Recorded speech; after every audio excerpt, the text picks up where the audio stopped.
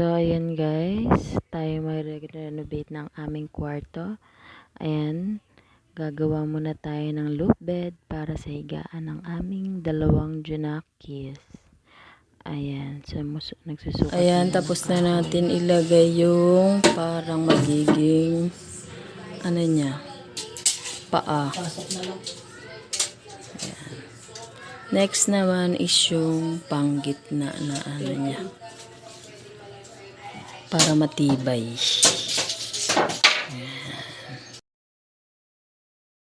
So, ayan, nalagyan na natin siya ng kahoy pa sa ibabaw. Ayan, nalagyan na natin siya ng pagpapatungo ng plywood. Dadagdagan pa ng ganito para matibay talaga siya. So, ito na nga guys.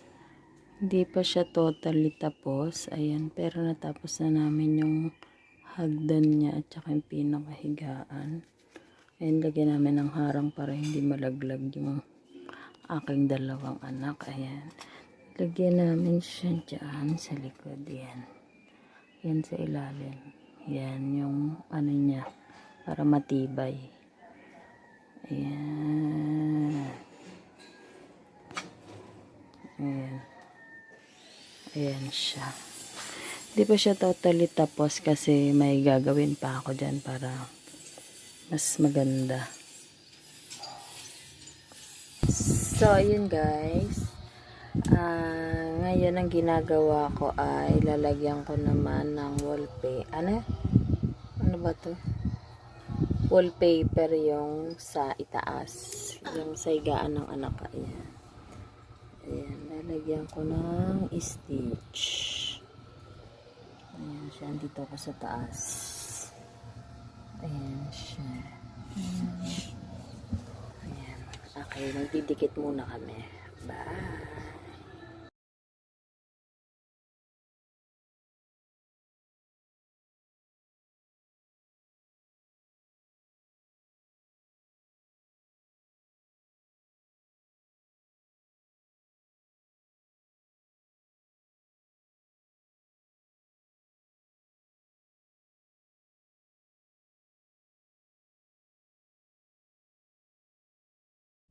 Ito na siya guys. Ayan.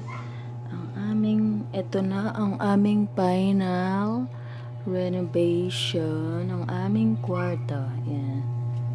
Ito yung itaas, yung kwarto ng aking dalawang anak. Si Jal at si Jory. Ayan. Paborito yung kasi nung panganay ko yung stage, kaya stage yung nilagay namin. At dito sa baba, ay syempre, mahilig ako sa flower. Ayan, binuksan ko yung anong init eh. Ayan siya. Ayan, nandito yung Durabox. Nilipat ko kasi masikip sa pinto pag binubuksan. Ayan. Ayan, nilagyan namin ng more